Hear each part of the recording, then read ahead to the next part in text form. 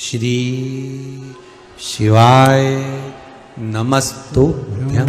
शिव महापुराण की कथा जिसके घर में चल रही है, जिसके टीवियों पर चल रही है, जिसके फेसबुक यूट्यूब पर चल रही है, जिसके मोबाइलों में चल रही है, घर में भले 5 मिनट शिव महापुराण की कथा चले, पर प्रतिदिन अपने मोबाइल को चालू कर 5 मिनट शिव पुराण चालू कर छोड़ दिया।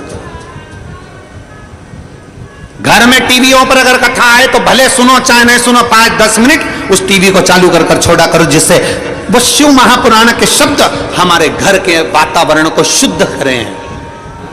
आज तक दुनिया के लोग ये बेलपत्री को शंकर जी पे चढ़ाते थे, छोड़कर आ जाते थे। ये बेलपत्री शिव जी के मंदिर में पड़ी रहती थी, बाद में उठाकर निर्माल्य में चली जाती थी, निर्माल्य में से उठकर इधर पानी में चली जाती थी। आज दुनिया के लोगों ने इस बेलपत्री के महत्व को समझा। जब समझा तो उठाकर जब खाना चालू करा तो अब मंदिर में एक बेलपत्र भी फालतू पड़ी नहीं दिखती। उसकी औषधि समझ में आ गई कि उसमें औषधिता कितना, ठंडा नहीं कर रहा है, उसमें औषधिता कितना। बोलो सही है कि गलत है? जब तक नहीं समझते थे बेलपत्री चढ़ाया और आ गए। अब तुम बेलपत्री चढ़ाते हो तो तुम्हारी बेलपत्री चढ़ी हुई देखकर दूसरी रुक जाती है, ये चढ़ाएगी, मैं उठाऊं। बोलो सही है कि गलत है? तुमने चढ़ाया, वो इंतजार करती है कि ये चढ़ा के हटेगी और मैं उठा कर ले जाऊंगी। एक एक शंकर जी के मंदिर में बेलपत्री नहीं मिलती। महाराज भी परेशान है कि पहले तो मिल जाती थी तो धोखे चढ़ा देते थे, आज के ज़माने में एक नहीं मिले, जो मिले लोग अपने घर वालों के लिए लेकर चले जाते हैं। और सिद्धता है, शिव जी पे चढ़ी हुई बेलपत्र शुगर, बीपी, थायराइड, ऐसी कोई बीमारी हो, बड़ी से बड़ी बीमारी में भी अगर शंकर भगवान पे चढ़ी हुई बेलपत्र कुंडकेश्वर महादेव का नाम लेकर खाया जाए तो वो बीमारी हटना चालू हो जाती है। शिव तत्व समाया है। भगवान ने ऐसा कोई पौधा नहीं बनाया जिसको औषधि नहीं, भगवान ने ऐसा कोई शब्द नहीं बनाया जिसमें मंत्र नहीं, और भगवान ने ऐसा कोई मनुष्य नहीं बनाया जिसमें गुण नहीं। दूसरे धर्म में जाओगे, हर धर्म का व्यक्ति कहेगा हमारा धर्म सबसे अच्छा, हमारा धर्म सबसे अच्छा, ना हमें दिया लगाना पड़े ना अगरबत्ती लगाना पड़े, हमारा धर्म सबसे अच्छा। हर धर्म का व्यक्ति अपने धर्म को श्रेष्ठ बताता है। केवल एक सनातन धर्म का व्यक्ति ऐसा होता है जो अपने धर्म की भी हंसी उड़ाता है।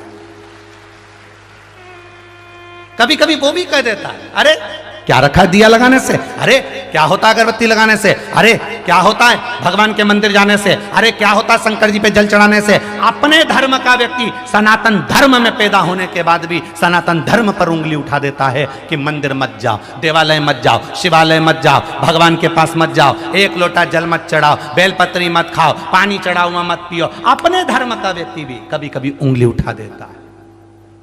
तब समझ में आता है कि ये अपनी कंपनी, इसकी खुद की फैक्ट्री का माल नहीं है, इसलिए फैक्ट्री में काम कर रहा है पर माल दूसरी कंपनी का।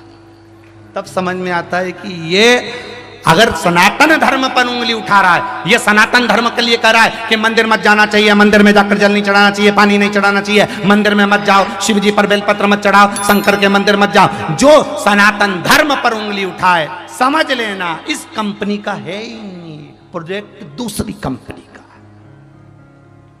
वो दूसरी कंपनी का, इस कंपनी का है ही नहीं।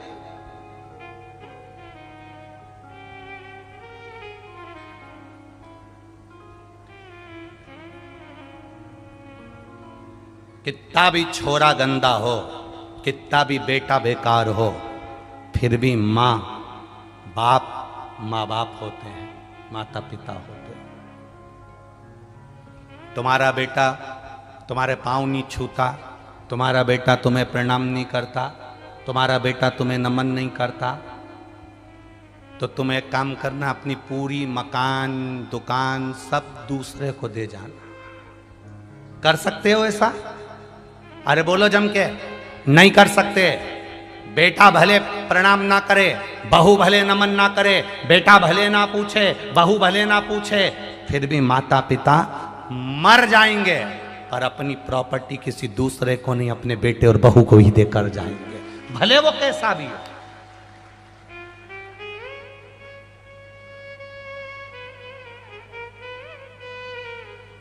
और दुनिया को लगती है ये प्रॉपर्टी मेरी है, ये सत्ता मेरी है, ये वैभव मेरा है, ये कुर्सी मेरी है, ये जायदाद मेरी है, किसी की नहीं हुई है, किसी की।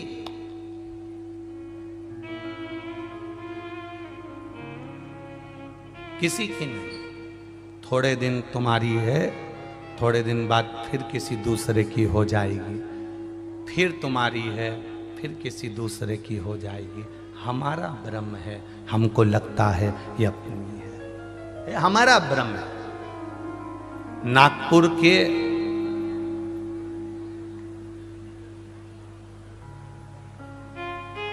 एक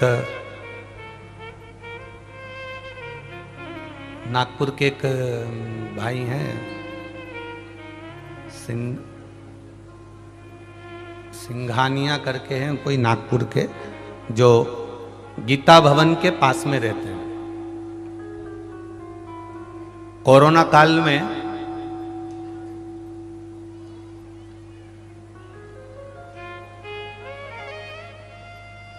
उनका बेटा मर गया,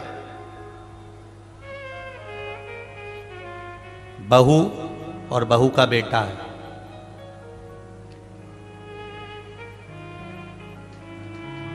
अब घर वालों ने, मोहल्ले के लोगों ने, परिवार वालों ने विचार करा कि बेटा चले गया, जवान की जवान चले गया, छोटा सा उसका 7 साल का लड़का और बेटा चले गया। अब इतनी सारी जायदाद, ये 2019-20 की कथा बता रहा हूं आपके ध्यान में। बेटा चले गया, 7 साल का उसका लड़का है, घर में युवान बहू है। अब ये जो जायदाद है, ये जो प्रॉपर्टी है, ये जो पैसा है, ये जो लॉकर है, ये जो बैंक का धन है, ये किसके नाम किया जाए?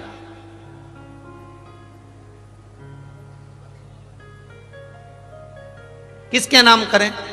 तो परिवार वालों ने विचार करा अपने रिश्तेदारों से, तो रिश्तेदारों ने कहा देखो बहू अभी युवान है, हो सकता है किसी दूसरे से शादी कर ले और वहां चली जाए तो पूरी प्रॉपर्टी उसकी चली जाएगी, इसलिए एक काम करो, ये जायदाद, ये संपत्ति, ये वैभव, ये दौलत बेटे के नाम कर दो। 7 वर्ष का बेटा, 7 वर्ष के बेटे के नाम वो संपदा कर दी गई, वो दौलत कर दी गई।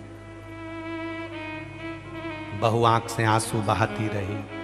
7 वर्ष का बेटा 19 में जिसका पिता चले गया,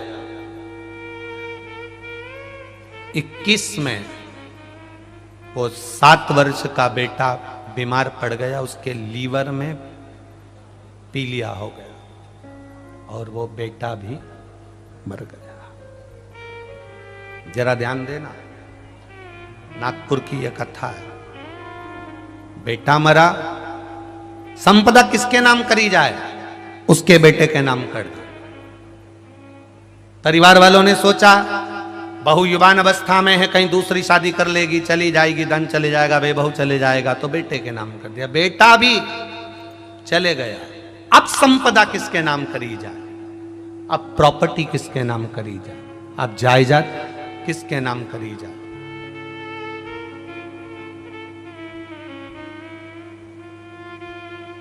अब प्रॉपर्टी, जायदाद, संपदा किसके नाम करें? तो परिवार वालों ने कहा अब बहू के नाम कर देते हैं। बहू आंख में आंसू भर कर बोली, जिस संपत्ति को, जिस धन को जो मेरे पति के नाम थी वो पति की नहीं हुई, जो संपत्ति, जो धन बेटे के नाम करा वो बेटे की नहीं हुई, तो वो संपत्ति, वो धन मेरी कैसे हो जाएगी? ये तो उसकी है, जिसकी थी यहीं रह जाना। कभी एकांत में बैठना, अकेले में बैठना और विचार करना। थोड़ा एकांत में बैठकर, अकेले में बैठकर विचार करिएगा कि जिस मकान में तुम रहते हो, जिस जमीन पर तुम रहते हो, ये जमीन, ये मकान पहले किसका था, किसका था, और पता करना कि इससे पहले किसका था। जमीन कहीं नहीं गई, इंसान जाते चले गया, इंसान जाता चले गया।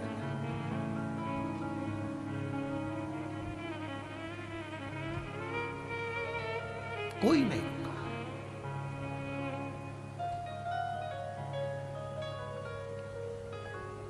मनुष्य चला गया, जमीन वही है, प्रॉपर्टी वही है, सत्ता वही है, वैभव वही है, धन वही है। इसलिए इस शरीर के मनुष्य द्वारा 10 पुण्य बताए गए। कितने पुण्य हैं? जम के बोलो जरा। 10 पुण्य। इस मनुष्य के द्वारा 10 पुण्य है जो शिव महापुराण की कथा कहती है, एकांतेश्वर महादेव की कथा कहती है। मनुष्य को अपने जीवन के 10 पुण्य का स्मरण करना चाहिए। 4 पुण्य,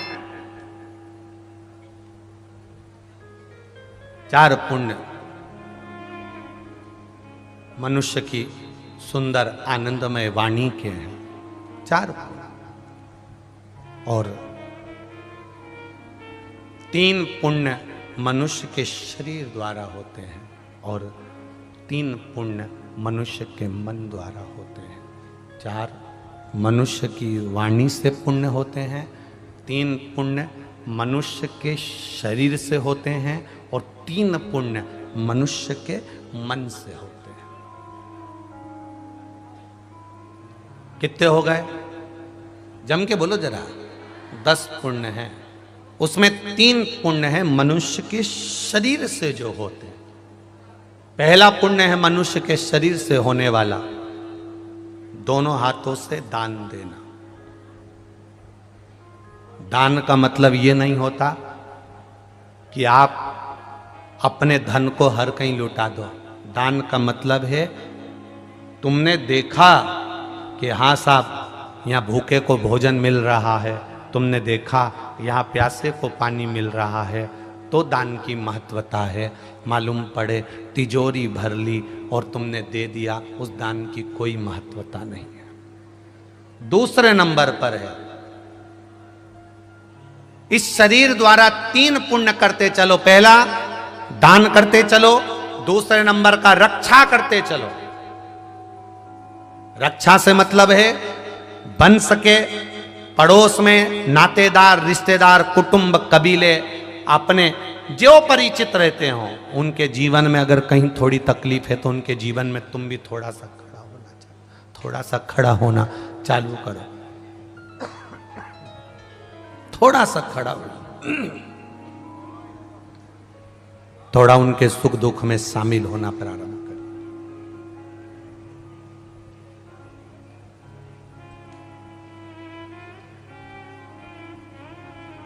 तीसरा पुण्य हमारे जीवन में हम इस शरीर के द्वारा सेवा करो। यहां पर इतने लोग कथा श्रवण करने आए हो, आपसे निवेदन है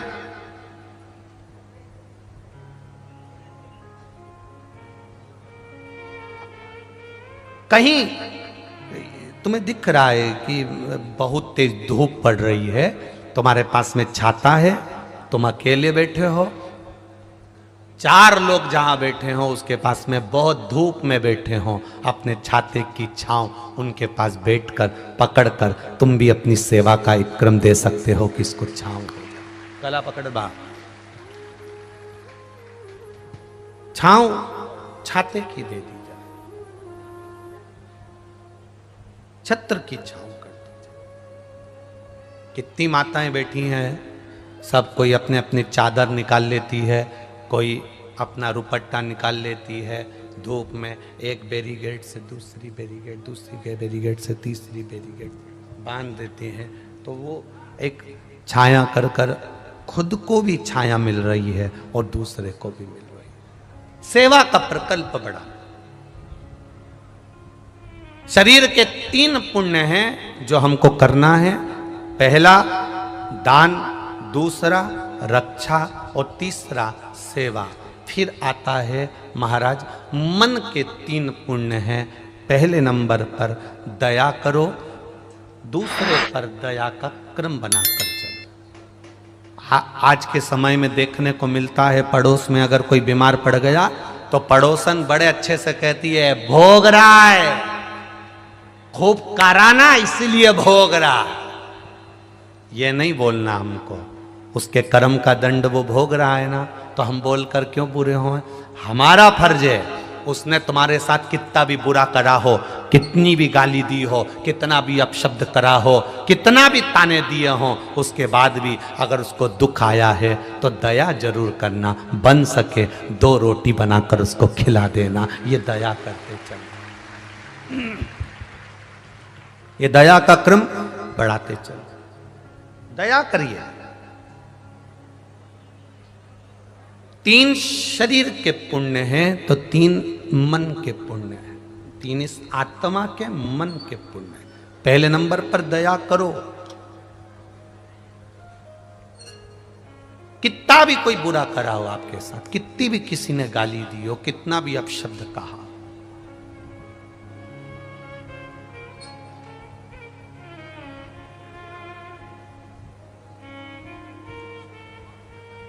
दया छोड़ना नहीं है। कई लोग तो दया को भी बांट लेते हैं। तूने मुझे जगह दी थी क्या जो मैं तुझको 1 गिलास पानी दूं? काय को दूं? नहीं देना, जा। तू तेरी गाड़ी में मेरे को लेकर गई थी कथा सुनने, बस तो फिर आज से तो तू बस मेरे से बात ही मत कर। अब मालूम पड़े उसको थोड़ा सा दिक्कत आ गई, तकलीफ आ गया, कष्ट आ गया, तू अपनी गाड़ी से जा रही थी, उसकी गाड़ी खराब हो गई, दया दिखा दो। वो नी ले गई ना बिठा के, कोई बात नहीं। उसने नी बिठाया ना, कोई बात नहीं। उसने आड़ा टेढ़ा कह दिया ना, कोई बात नहीं। अपन अपना फर्ज क्यों छोड़, अपन अपना कर्म क्यों छोड़? मत बुरे कर्म कर बंदे वरना पछताएगा, भगवान की आंखों से तू बच नहीं पाएगा, तू बच नहीं पाएगा। अरे ओ अज्ञानी मत कर नादानी, अरे ओ अज्ञानी मत कर नादानी। अपना फर्ज अदा करते चलो, अपना कर्म करते चलो। अपना फर्ज जब हम अदा करते चलेंगे तो फिर दिक्कत नहीं। दया कभी मत छोड़ो। जिंदगी में सब कुछ छूट जाए, दया मत छोड़ो। उसने जिंदगी में कितना भी बुरा करा है, करने दो। उसने तुम्हें धोखा दे दिया, दे देने दो। उसने तुम्हें गाली बक दी, बक देने दो। उसके कर्म का दंड वो भोग लेगा। अपन अपना कर्म बुरा मत करना, बुरा नहीं करिए। मन का दूसरा पुण्य है लोभ का त्याग कर। लोभ से परित हो जाओ।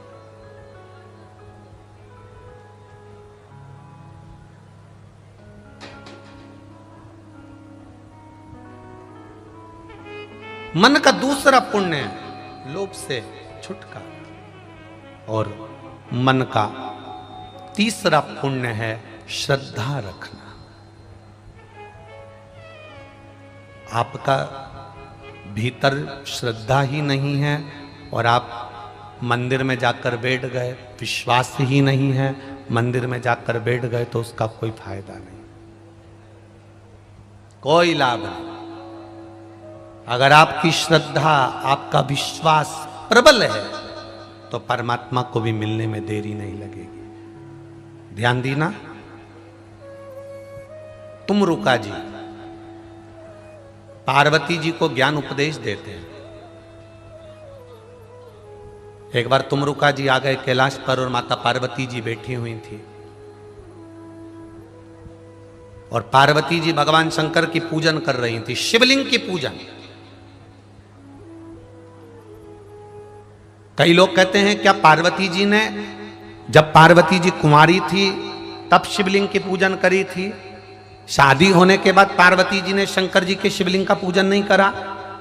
नहीं महाराज, शिव महापुराण की कथा कहती है, लिंग पुराण की कथा कहती है, पार्वती जी कुंवारी थी तब भी शिवलिंग का पूजन करती थी, और पार्वती जी का मंगल विवाह हो गया, उसके बाद भी एकांत में शिवलिंग बनाकर माता पार्वती जी उसका पूजन करती थी। एकांतेश्वर महादेव, दिखावे से दूर, दिखावे से दूर। तुम मंदिर में गई, हाथ से कपड़ा ले गई, पोछा लगा रही हो, और तुम सोचो कि मुझे 4 लोग देखें कि मैं मंदिर में पोछा लगा रही हूं, मैं मंदिर में झाड़ू लगा रही हूं, मैं सेवा करती हूं, मैं मंदिर में आती हूं, आरती करती हूं, मैं मंदिर संभालती हूं, मैं मंदिर में आकर अगर झाड़ू नहीं लगाऊं तो कोई नहीं लगाएगा, मैं मंदिर में आकर पोछा नहीं लगाऊं तो कोई नहीं लगाएगा। ये भ्रम है हमारा, इस भ्रम में हम जी रहे हैं। ये भ्रम है हमारा।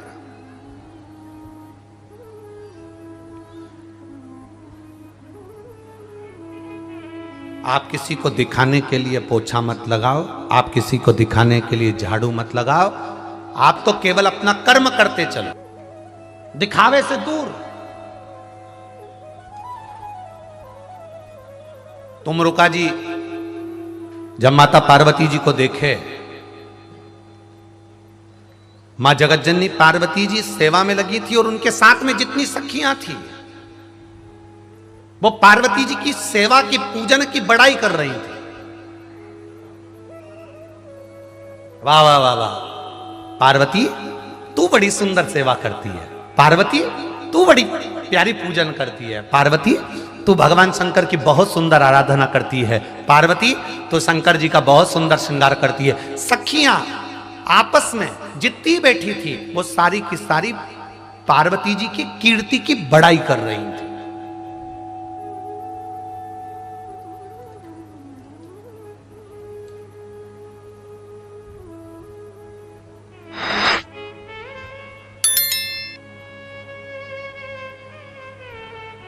महाराज, मंदिर में बैठकर आप एक दूसरे की बड़ाई कभी मत करना।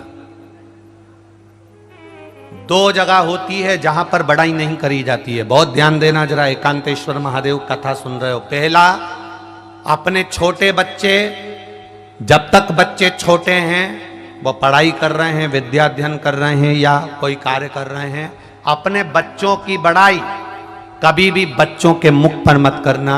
और दूसरी, मंदिर के अंदर बैठकर भगवान के सामने कोई भगवान की सेवा करे तो उसकी बड़ाई कभी मत करना, भले बाहर जाकर करना पर भगवान के सामने मत करना। बाहर जाकर कर लो चलेगा, पर भगवान के सामने बैठकर मत कर। कारण जिस बच्चे की बड़ाई बच्चे के मुंह पर करी जाती है वो बच्चा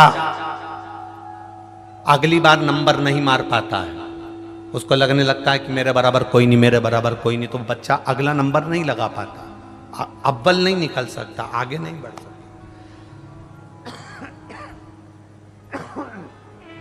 वो बच्चा अग्रण्य नहीं हो पाता।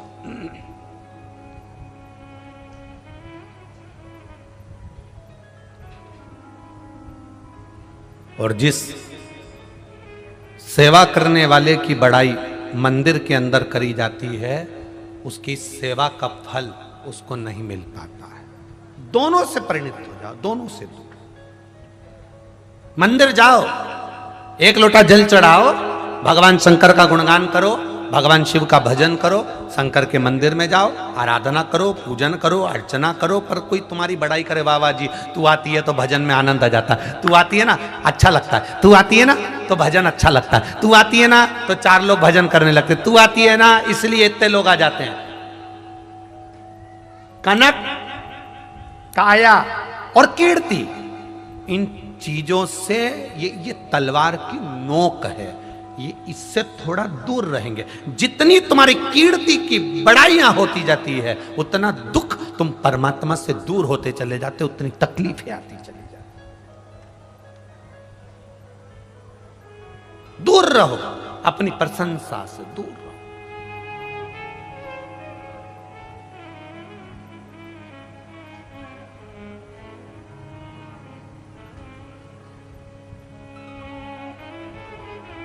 अपनी प्रशंसा से दूर रहना। कोई तुमसे अभी अभी ये विनोद जी कथा करा रहे हैं, श्री प्रेम प्रकाश पांडे जी कथा करा रहे हैं, और जीवनानंद फाउंडेशन और सीताराम श्री राम जन्मोत्सव समिति कथा करा रही है भिलाई की। अगर इनसे भी कोई कहे वाह साहब आपने बहुत अच्छी कथा कराई, वाह साहब आपने ये व्यवस्था अच्छी करी, इनको हाथ जोड़ करके देना चाहिए। हम कुछ नहीं करते, करने वाला तो मेरा महादेव है, उसने करा ली। 10 पुण्य शरीर के हैं, उन 10 पुण्य में हमारा पुण्य की प्रबलता में 3 पुण्य शरीर के और 3 पुण्य मन के हैं, जिसमें 4 पुण्य वाणी के हैं। उन वाणी के पुण्य में पहला पुण्य है सत्य बोलना, दूसरा पुण्य है स्वयं विद्या का अध्ययन करना।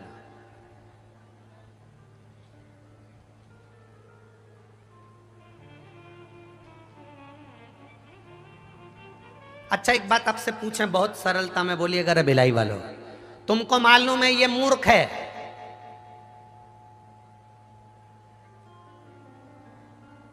तो तुम उसको समझाओगे? अरे बोलो तो जम के। क्यों नहीं समझाओगे? इसलिए नहीं समझाओगे क्योंकि मूर्ख से माथा भिड़ाओगे तो तुम उससे बड़े, अरे बोलो जम के बोलो जरा, उससे बड़े मूर्ख हो।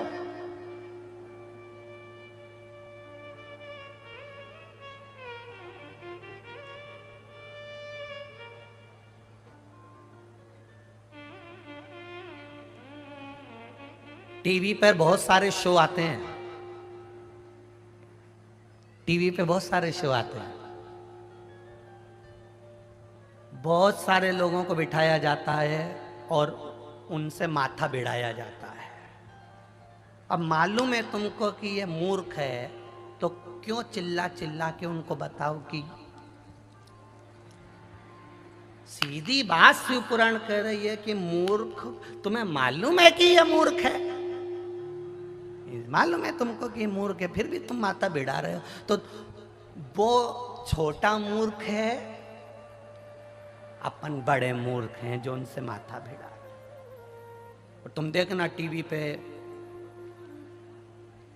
एक कुमा बिठाएंगे, कुमा बिठाएंगे, कुमा बिठाएंगे, कुमा बिठाएंगे और फिर माथा भिड़वाएंगे, और सबको मालूम है कि वो फालतू की बात कर रहा है, फालतू की बात कर रहा है। कोई कहे कि अयोध्या में राम नहीं थे, कोई कहे कि ये नहीं था, कोई कहे वो नहीं था, और दूसरा फिर अपने उसको समझाने का प्रयास करे। तो समझो नहीं कि मैं मूर्ख है, तो तुम क्यों इससे बड़े मूर्ख बन रहे हो? जितनी देर बैठकर एक मूर्ख को समझाने का प्रयास करते हो, उतनी देर बैठकर अपनी मूर्खता मत दर्शाओ, वहां से बाहर निकलो और भगवान की भक्ति में एकांत में बैठकर शिव भक्ति में रम जाओ। मूर्खता समाप्त। ना समझाइए किसी को।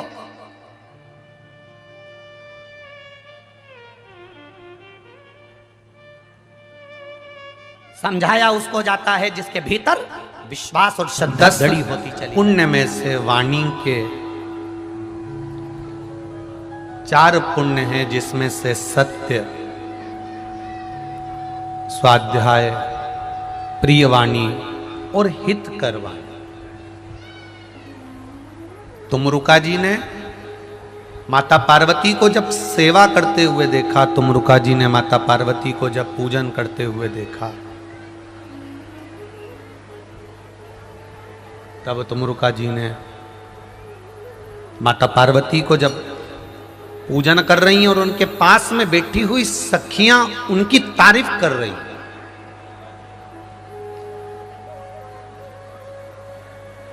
तुमरुका जी को ठीक नहीं लगा और तुमरुका जी प्रणाम कर कर, नमन कर कर, दंडवत कर कर, साष्टांग कर कर वहां से चल दिए।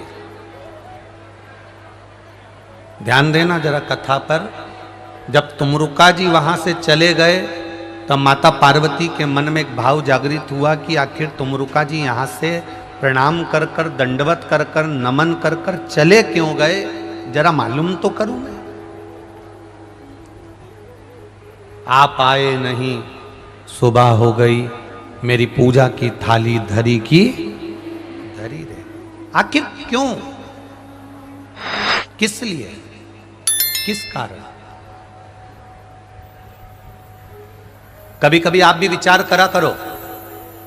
पशुपति व्रत करे आपने, शंकर भगवान को एक लोटा जल चढ़ाया, रोज भगवान से प्रार्थना करी, फिर भी भगवान हमारी क्यों नहीं सुनता? आखिर गलती क्या हो रही है? ऐसी कौन सी गलती है जो बाबा हमारी सुन नहीं रहा? आपको मालूम पड़ेगा कि कहीं मंदिर में हमारी कोई हमारे भगवान के सामने हमारी प्रशंसा तो नहीं कर रहा, कहीं भगवान की सेवा करते करते हमारे भीतर अहंकार तो प्रकट नहीं हो गया। एक पत्र आया है, देखिए।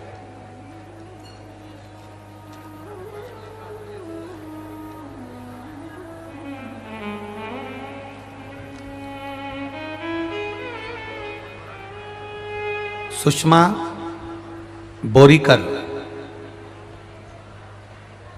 पति का नाम है श्री चंद्र बोरीकर। कहीं बैठे हो तो हाथ हिलाइएगा। सुषमा बोरीकर, पति का नाम है श्री चंद्र बोरीकर, बेटे का नाम है वीरेंद्र बोरीकर, बालाघाट मध्य प्रदेश से आए हैं। कहीं बैठे हो तो हाथ हिलाइएगा।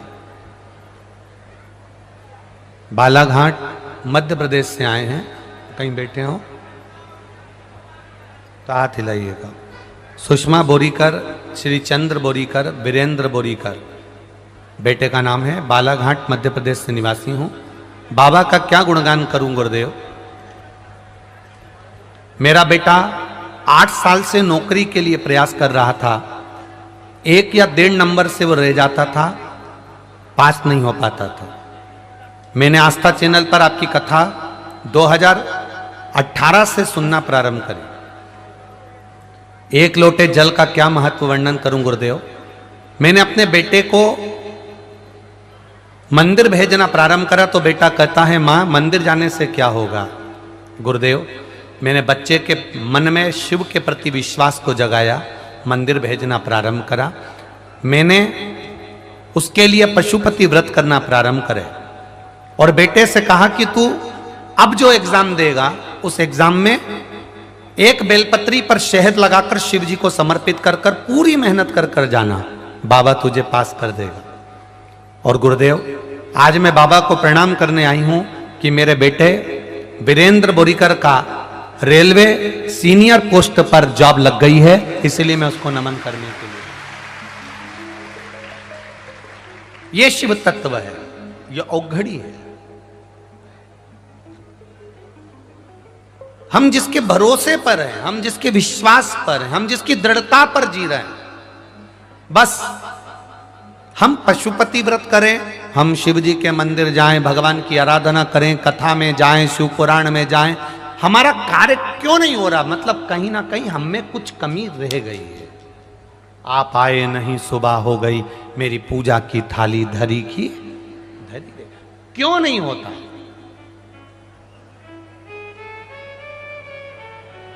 ये जितने पत्र हैं,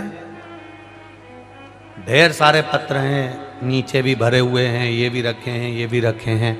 अगर हम ज़्यादा पत्र पढ़ेंगे तो लोगों को लगेगा कि गुरुजी पत्र ही पत्र पढ़ते रहते हैं, कथा नहीं कहते। इसलिए जितने पत्र हैं ये यहीं भिलाई में रहेंगे, इनमें मोबाइल नंबर भी रहेगा, इन पत्रों में एड्रेस भी रहेगा। आप आराम से विश्वास देखिए शंकर जी के चरणों के प्रति कि भगवान ने केवल 1 लोटा जल चढ़ाने से क्या क्या दिया है और कैसा कैसा दिया है, ये पत्रों में लिखा। पढ़ो उनको बैठकर, कभी मौका लग जाए तो बैठो पढ़ो।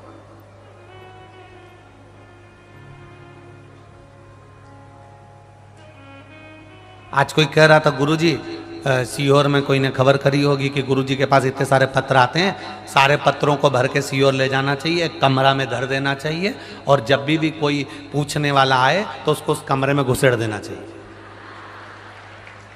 कि पढ़ते रहो, तुम आराम से उस पत्र को पढ़ो। तुम्हारा क्या विचार है रे भिलाई वालों? सही है? बस तो फिर ऐसे ही करा करें, है ना? सारे पत्रों को इकट्ठा कर लिया करे 7 दिन का और एक कमरा में ढेर सारा ले जाके धर दें। जैसे पहले लोग राम नाम शिव नाम बहुत सारे भरते थे और कमरे में बैंक तैयार करते थे, पत्रों की बैंक तैयार कर देते हैं। पत्र ही पत्र, जिसमें तुम्हारा विश्वास जुड़ा है, जिसमें तुम्हारा भरोसा जुड़ा, जिसमें तुम्हारी दृढ़ता जुड़ी। किसी के 8 साल, किसी के 14 साल, किसी के 22 साल शादी के हो गए, संतान बाबा ने दी। उसके भीतर कितना विश्वास होगा, उसके भीतर कितनी दृढ़ता होगी, कितना भरोसा होगा, जरा विचार करिएगा। हमारी आराधना में अगर कोई कमी है तो हमको पता करना चाहिए कि आखिर आराधना में क्या कमी है। पार्वती जी, तुमरुका जी गए और जैसे ही तुमरुका जी वहां से गए, तुमरुका जी के जाते ही पार्वती जी को लगा आखिर तुमरुका जी क्यों चले, किस लिए गए, आखिर हो क्या गया जो तुमरुका जी यहां से चले गए, कारण क्या हुआ जो तुमरुका जी गए, क्या कारण क्या था ऐसा? पार्वती जी तुमरुका जी के जाते ही उनके पीछे पीछे चल दी। पार्वती जी पीछे पीछे गईं और माता पार्वती जी ने जाकर जो तुमरुका जी जा रहे थे उनको रोका, उनको रोका। तुमरुका, ए तुमरुका जी जरा रुकिए, तुमरुका जी जरा रुको। तुमरुका जी रुके और जैसे ही तुमरुका जी रुके, रुकते से ही माता पार्वती जी ने पहला प्रश्न तुमरुका जी के सामने कर दिया कि तुमरुका जी, ऐसी कौन सी बात है जिसको तुम देखकर मेरी पूजन में, मेरी आराधना में, मेरी अर्चना को देखने के बाद भी आप मेरे पास रुके नहीं और प्रणाम कर कर, दंडवत कर कर, साष्टांग कर कर चल दिए? आखिर ऐसी आराधना, ऐसी भजन कीर्तन स्मरण, आप तो पूजन करते हुए अगर किसी को देखते हो, शंकर जी की आराधना करते हुए देखते हो, शंकर की भक्ति में डूबते हुए देखते हो, तो तुमरुका जी आप रुक जाते हो। पर आप आज रुके क्यों नहीं? आखिर क्यों नहीं रुक पाया?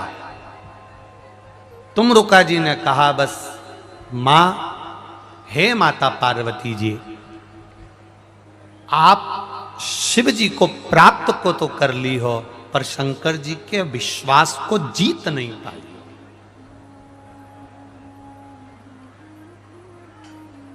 आप शिव जी के विश्वास को जीत नहीं पाए। आपने प्राप्त जरूर कर लिया पर शंकर के विश्वास को नहीं जीता है। तो पार्वती जी ने कहा, ऐसे कैसे कह सकते हो कि मैंने विश्वास को नहीं जीता? मां, आप शिव जी की जब आराधना कर रही थी ना, मंदिर में जब पूजन कर रही थी, एकांतेश्वर महादेव का निर्माण कर कर अपनी सहेलियों के साथ पूजन कर रही हो, तब सखियां आपकी कीर्ति की बखान कर रही। और जिस मंदिर में, जिस देवालय में, जिस पूजन में आपकी कीर्ति का बखान हो, सेवा का फल नहीं मिलता। जब आप माताएं भजन करने बैठो ना, और जब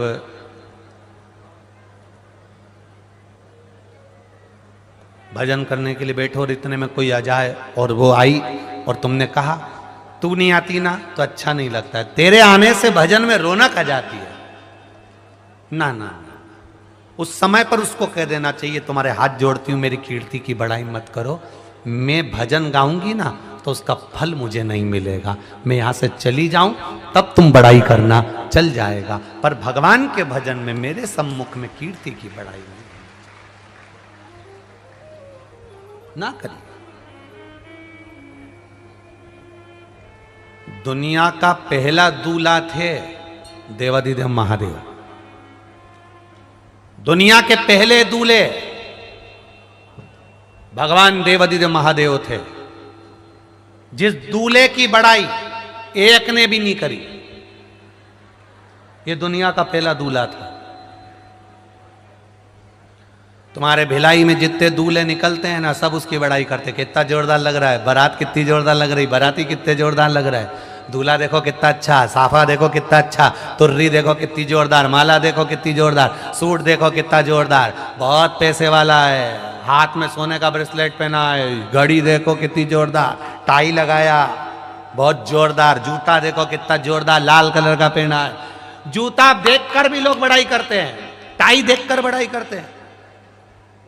दुनिया के सारे दूल्हों की बड़ाई हुई है, केवल एक महादेव ही ऐसे दूल्हे थे जिनकी किसी ने बड़ाई नहीं करी, एक ने भी।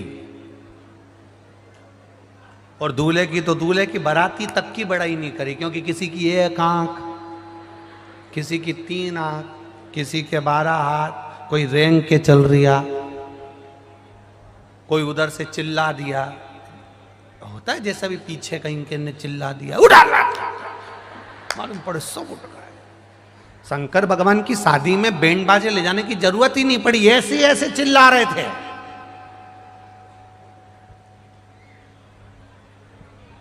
ऐसा ऐसा चिल्ला, बारात कहां से ले जा।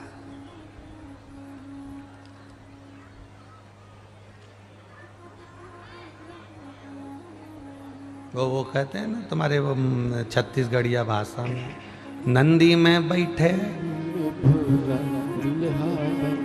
अरे नंदी में बैठे बम बोला दूल्हा बने,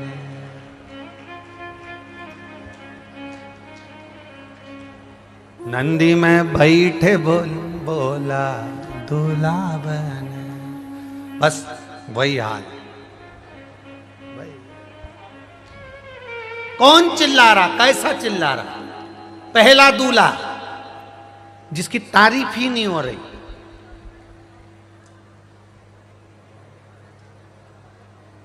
दुनिया की पहली बारात थी जो होटल से नहीं, धर्मशाला से नहीं, घर से नहीं, शमशान से चालू हुई थी।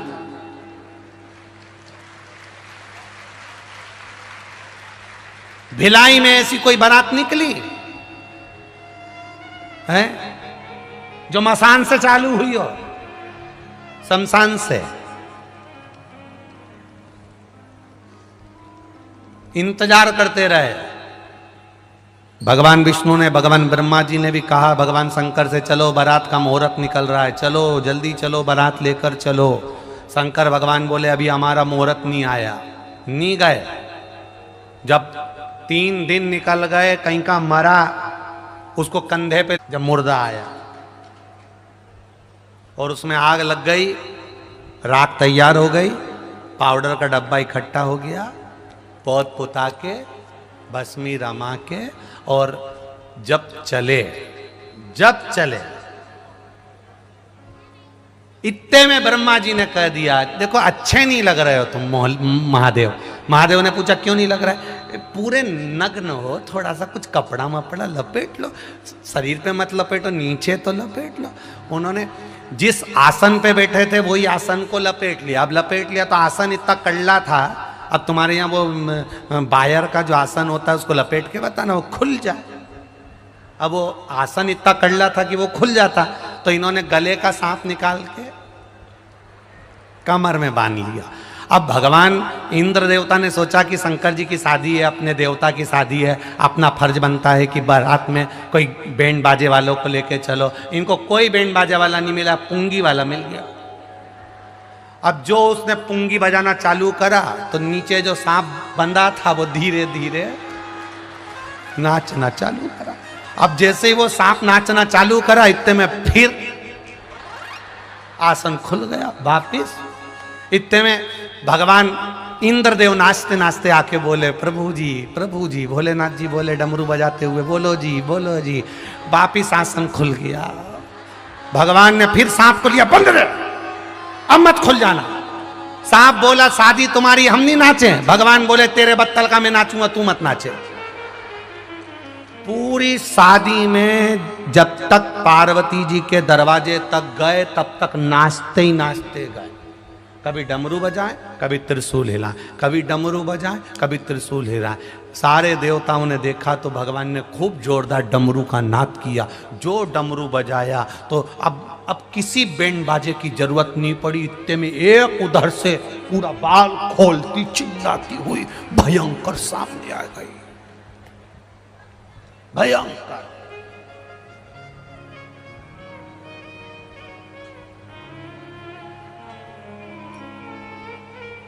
वो तो बहुत सारी ऐसी कथाएं होती हैं जिनमें बहुत सारे लोग बाल खोल के आ जाते हैं।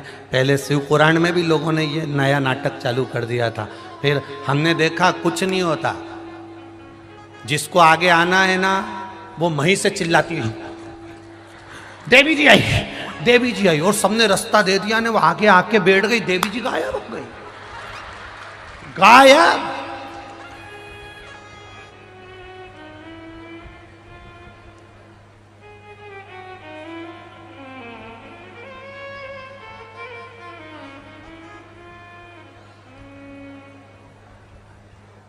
और कई लोग ऐसे उनके आगे नारियल भी फोड़ दिए। हमने आशीष से कहा ये अभी तो आ रही थी कि गुरुजी गई तो इसको वापिस पीछे भेज दो कि गुरुजी पीछे के चक्कर में तो आगे आई, अब कहां से भेज दो। गए। अब एक डाकनी भगवान शंकर की बारात में बाल खोल के चिल्लाती हुई जो भयंकर गर्जना करती करती आई। सारा बैंड बाजा जो बजा रिया था इंद्र देवता का जितना बजाने वाला था सब बग गया, एक नहीं बचा। एक खूब जोरदार, इतनी जोरदार शादी हुई भगवान की कि हिमालय राज की नगरी में खूब साज सजा, खूब आनंदमय, सब लोग आए उसमें। देखो कोई वीआईपी की शादी होती है तो अच्छे अच्छे लोगों को पत्रिका दी जाती है, पर मेरे महादेव की शादी में एक भी वीआईपी को पत्रिका नहीं गई थी, सब आड़ा टेढ़ा के ही गई थी।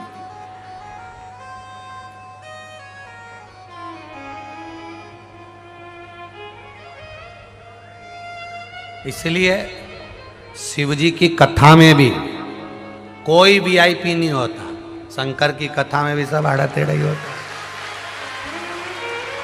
कोई वीआईपी नहीं। जो ज्यादा वीआईपी बन के आता है ना उनको तो आसन भी नहीं मिलता यहाँ। ये शिव की कथा है। जो ज्यादा बढ़िया जोरदार ने पल्ला पल्लू लई ने दो चार पिन मिन टोच के आए और फिर ऐसा इधर ऐसा यूज करके आएंगे तो कोई जगह ही नहीं मिले यहाँ। और एक बार वो तैयार होके आ जाए ना शिव पुराण में और दो चार बार आसपास वाली ने इधर खींचा उधर खींचा, तीसरी बार कहते मैं नहीं जाऊंगी दादा, अपने बस की बात नहीं है भिलाई में कथा सुनना, अपने बस की बात। तो यहाँ जो आए वो शंकर का भगत आए, यहाँ कोई भी वीआईपी नहीं आए, यहाँ तो सब शिव के गण आते हैं शंकर की भक्ति करने। कोई मतलब इतना बैठा हो, इतने तुम बैठे हो, एक भी ईमानदारी से बोल दो कि अच्छे से बैठे हो। एक का पाँव एक के पाँव पे, एक का पाँव एक के पाँव पे, कभी इधर से भजन दबे, कभी इधर से भजन दबे, कहीं इधर से कोई कोनी मारे, कोई नाचने उड़ गई तो दो चार उंगली तोड़ मारी। भगवान पूरा बात। और बच्चे कुचे थे तो झोले में डमरू लिया है, ऐसा लगे सारा मदारी होने यही आ गए। और मालूम पड़े बीच बीच में ये चिल्ला दे बोल बम का नारा है, और चलती कथा में बीच में चिल्ला रहे, कहीं कुछ कर रहे, कहीं इधर वाली धीरे से टॉफी निकाल के दे दी खा ले, कथा कथा। और फिर घर गई और घर पे जाके बोली पूरी युद्ध की भूमि से युद्ध जीत के आई हो, युद्ध की भूमि तब पहुंची कथा। छत्तीसगढ़िया सबले बढ़िया। भगवान पार्वती जी के हृदय की बात स्वयं पार्वती के सम्मुख में तुमरुका जी ने कह दी। एक बात अपने जीवन में उतारिएगा, जब विषम परिस्थिति में फंसे हुए हो और ऐसा लग रहा है कि हम बहुत बड़ी समस्या में उलझे हुए हैं और इससे निकल नहीं रहा, या बहुत बड़ा काम है हमारा, हो नहीं रहा, चाहे प्रशासनिक हो चाहे अन्य कोई चीज का हो, कुछ मत करना। एकांत के शिव मंदिर में जाइए। अगर एकांत का शिव मंदिर भी नहीं मिले तो एकांत में कहीं छोटा सा मिट्टी का शिवलिंग का निर्माण करिए, पार्थिव शिवलिंग का निर्माण करिए, पर करना एकांत में, घर के बाहर। किसी एकांत में शिवलिंग का निर्माण कर लो, या तो एकांतेश्वर महादेव पर चले जाओ, कोई एकांत में शिव मंदिर हो वहां, या कहीं एक पार्थिव शिवलिंग का निर्माण कर लो, छोटा सा।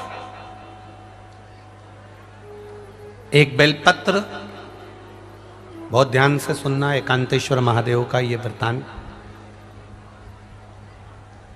जब किसी विषम परिस्थिति में उलझे हुए हो, बहुत बड़ी समस्या सामने आकर खड़ी हो गई है, सबके हाथ जोड़ लिए, सबसे निवेदन कर लिया कि हमारा ये काम कर दो, नहीं हो रहा, सब दूर से मेहनत कर ली है, परिश्रम कर लिया है, परिश्रम तब भी जारी रखना। एक बेलपत्र, एक चावल का दाना, एक सफेद पुष्प, एक शमी का पत्ता, एक छोटी सी दुर्वा। दुर्वा जानते हो सब लोग, जो जमीन पे दूब लगी रहती है, दुर्वा, दूब, दुर्वा, एक दुर्वा। वो दुर्वा में बस, दुर्वा में वो जो दुर्वा होती है, कोई कोई दुर्वा एक डंडी की होती है। दुर्वा में बस इतना ध्यान रखना कि दुर्वा एक रहे और उसमें से 2 पत्तियां निकली हुई हो। देखिए ना आप लोगों ने, पहले बोलो, जम के बोलो, देखा है ना?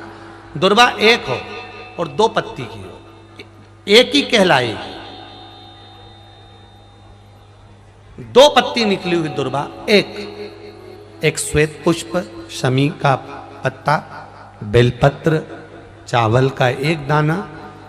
एकांत में कोई शिव मंदिर हो, अगर मंदिर ना हो तो एक छोटा सा पार्थिव शिवलिंग का निर्माण किसी पेड़ के नीचे एकांत में जाकर पूजन कर कर, आराधना कर कर, घी का दीप लगाकर, एक एक सामग्री शिव जी पर अपने मन की कामना कर कर समर्पित करना प्रारंभ कर दीजिए।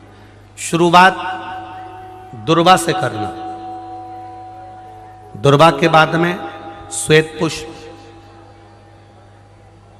शमी का पत्ता, चावल का दाना और बेलपत्री सबसे आखिरी में बाबा को समर्पित कर कर, हृदय से प्रार्थना कर कर, बाबा से निवेदन कर कर, दीप अगर मंदिर में कर रहे हो तो दीप ठंडा होने का इंतजार मत करना। अगर पेड़ के नीचे एकांत में शिवलिंग का निर्माण कर कर पूजन कर रहे हो तो दीप ठंडे होने का इंतजार करना। दीप ठंडा हो जाए तब भगवान शिव को ले जाकर विसर्जन करना। जो एक बेलपत्री है बस उसको घर लेकर आना, बाकी का सब विसर्जन कर कर आना। मेरा एकांतेश्वर महादेव उस कार्य में सफलता प्रदान कर देगा। एकांतेश्वर महादेव की आराधना। तुमरुका जी कह रहे हैं माता पार्वती से, पार्वती आप शिव जी की आराधना करो, मना नहीं, पर शंकर की आराधना में कीर्ति को, वैभव को पीछे छोड़। एकांत में बैठा हुआ महादेव, एकांतेश्वर महादेव की मूलता यह कहती है, महत्वता यह कहती है कि आप अपने अहंकार से दूर हो जाओ। अहम से दूर होकर मेरे करीब में आओगे तो तुम्हें खाली नहीं रखूंगा, झोली भर कर ही भेजूंगा। वो एकांत। हमारे साधु जन, हमारे महात्मा जन, वेद व्यास जी ने जो अपने पुराणों में, शास्त्रों में, वेदों में जो लिख कर रखा है, कि गर्भ से जन्म लेने के लिए भी संतान का जो सुख कहा गया घी के घड़े में डाल दिया गया, पड़ा रहा।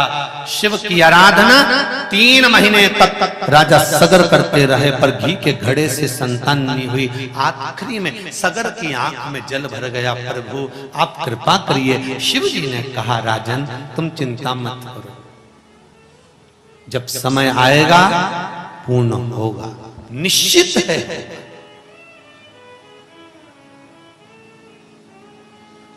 मेरे भोले तेरा सहारा है, मेरे भोले तेरा सहारा है, मेरी नैया का तो किनारा है, मेरी नैया का तो किनारा है।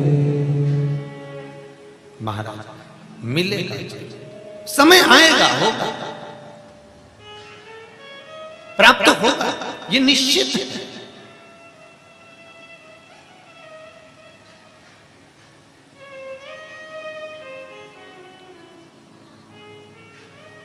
समस्या कितनी भी निकट हो, पर एक बात याद रखना, शिव तो तुम्हारे निकट है ना। कितने लोग हैं जो शंकर जी के मंदिर में 1 लोटा जल चढ़ाने जाते हैं? रात उठाओ, सब जाते हो? रखिए, जाना चाहिए प्रतिदिन, उसका द्वार ना छूटे। शंकर की भक्ति में, शिव के स्मरण में जाना चाहिए। कुछ कहना चाहती हो? दे जरा माइक में।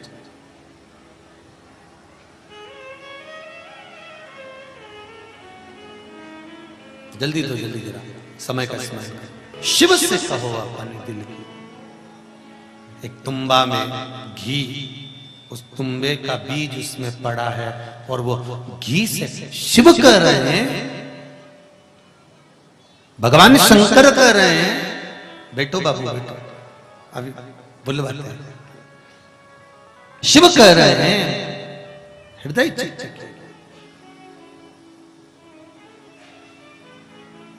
दिल से कहो, सुनता है। महाराज शंकर भगवान ने कहा, राजन तुम्बे का जन्म तुम्हारी रानी ने दिया है, ये उसके अनुसार प्राप्त हुआ। एक बात फिर कहें, शंकर के मंदिर में कपाट नहीं होता, शिव जी के हृदय में कपट नहीं होता, और शिव का जो भक्त होता है उसके जीवन में कभी झंझट नहीं होता। समाप्त हो जाता है शिव भक्ति के साथ। सारी आरतियों के बाद में एक आरती की लाइन जरूर गाई जाती है, कर्पूर गौरम करुणावतारम संसार सारम सदा वंदे भवम भवानी सहितं नमामि। क्यों गाते हैं आरती के बाद? क्या जरूरत पड़ गई?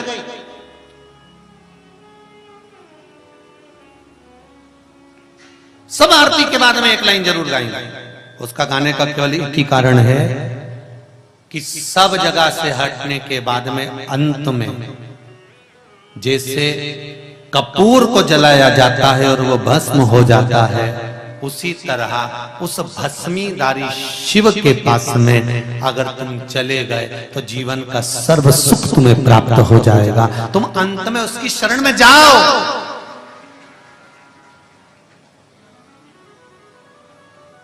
अंत बिंदु है उसकी चरणारविंद, अंत बिंदु है उसकी शरण। आप जिस जगह पर कथा सुन रहे हो, जहां सुन रहे हो आस्था चैनल पर, आपके नजदीक में जो मंदिर हो उसकी चरणारविंद में जाते रहो, सुनेगा, पक्का निश्चित सुनता जाएगा। पुत्र जन्म, 60,000 बेटों ने जन्म ले लिया। उन्हीं बेटों को राजा अंश मानने लगा दिया। यज्ञ में सेवा में घोड़ा चुरा कर ले गए थे इंद्र। अश्वमेध यज्ञ का कपिल बाबा के आश्रम में बांध दिया था। तब जाकर भागीरथ बाबा को भी देवऋषि नारद ने तप साधना का बल बताया। उस तप साधना के बल पर देवऋषि नारद के कहने पर जब साधना करी तब जाकर गंगा मैया प्रकट हुई। कोई देवऋषि नारद जैसा गुरु मिलता है और वो मार्ग बता देता है, तब जाकर शिव भक्ति प्राप्त हो पाती है। भगवान तुमरुका जी चंचुला देवी को जो कथा कह रहे हैं उसमें महाराज ईश्वर जी और गोरा जी का वर्णन करते हुए शिव पार्वती जी ईश्वर जी गोरा जी बनते हैं। भाव से पधार रहे हैं शिव पुराण सुनने के लिए। ईश्वर जी गोरा जी बनकर भगवान शंकर आ रहे हैं। भाव भक्ति से स्वागत करें भगवान शिव और पार्वती का, जो गणा और गौर बनकर कथा सुनने आए हैं। यजमान दोनों यजमान पाठक परिवार सोनी परिवार ऊपर आकर ईश्वर जी और गोरा जी का पूजन करेंगे। पाठक परिवार और सोनी परिवार पधारे ऊपर और ईश्वर जी और गोरा जी का पूजन करें। और पुष्पदंत ने एक स्तोत्र भगवान शंकर के पूजन में पढ़ दिया जिसका नाम शिव महिमन स्तोत्र हो गया। कौन सा स्तोत्र है? शिव महिमन स्तोत्र। यह पुष्पदंत ने रचा। जो शिव महिमन स्तोत्र पढ़ा शिवजी प्रकट हो गए। पुष्पदंत क्या चाहिए तुमको? पुष्पदंत कहते हैं मुझे चित्ररथ के यहां फूल चुराने का पाप लगा, पत्ती चुराने का पाप लगा, चोरी की गई वस्तु से मैंने आपकी आराधना करी, उसका मुझे दोष लगा। मेरी गलती है कि मैं चित्ररथ राजा से पूछ नहीं पाया कि तुम्हारे यहां से मैं पत्ती ले सकता हूं, मैं फूल ले सकता हूं। मैं तो ये सोच रहा था कि भगवान की पूजन करना है तो पूछने की जरूरत क्या। जितने लोग शिव महापुराण की कथा को आस्था चैनल पर फेसबुक यूट्यूब पर सुन रहे हैं और जितने लोग भाटापारा की इस पावन धरा पर सुन रहे हैं, ध्यान लगाकर सुनना। पुण्य कमाने के चक्कर में हम भी कहीं पाप कर बैठते हैं। केवल पुष्पदंत अकेला नहीं, आप और हमने भी ऐसा करा होगा।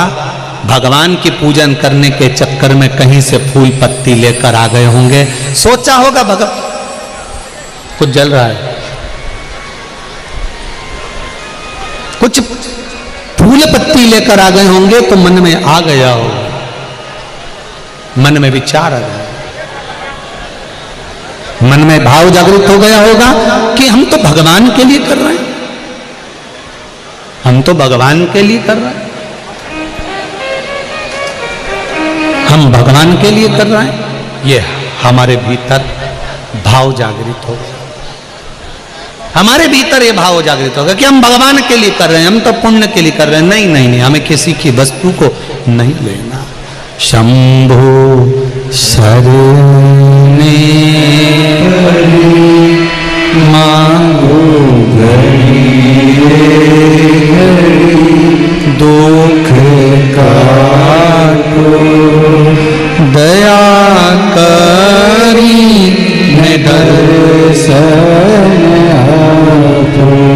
ये मन का भाव हो जागृत हो, ये विचार हो जाए। भगवान पुष्पदंत ने जब भगवान शंकर के पार्थिव शिवलिंग का पूजन करा, स्मरण करा, शंकर भगवान का शिव महिमन स्तोत्र का पाठ करा, शंकर भगवान सामने प्रकट हो गए, शिव सामने आ।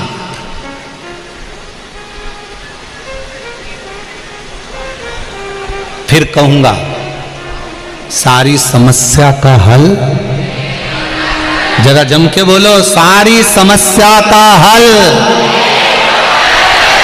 और वो एक लोटा जल का सियोर वाला महाराज क्यों बोला? क्योंकि जल तुम्हारे घर का होगा तो चोरी का इल्जाम भी नहीं लगेगा। अपना समर्पित कर, किसी दूसरे का जल नहीं है, अपना जल, अपने घर का जल। हमने कई बार कथा में कहा है कि हमें मंदिर का भी अगर जल लेना है मंदिर का अगर लोटा उठाया है, मंदिर की बाल्टी में से पानी भरकर चढ़ा रहे हो, तो मंदिर में पहले कुछ रुपया दान पेटी में डालो, तब मंदिर का लोटा लो, मंदिर का तब पानी लो, मंदिर का तब जल लीजिए। तब मंदिर का जल,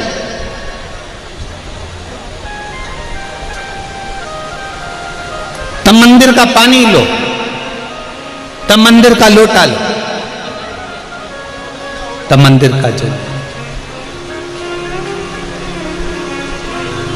आपकी चित्तवृत्ति में यह बात रहना चाहिए। सारी समस्या का हल एक लोटा जल, पर सावन के महीने में 2 लोटा जल। सावन का महीना चालू हुआ था जब एक बेलपत्र चढ़ाई थी, बोलो तो। और जिस दिन सावन का प्यारे भक्तों, आज की श्री शिव महापुराण कथा के अध्याय में हमारे पूज्य श्री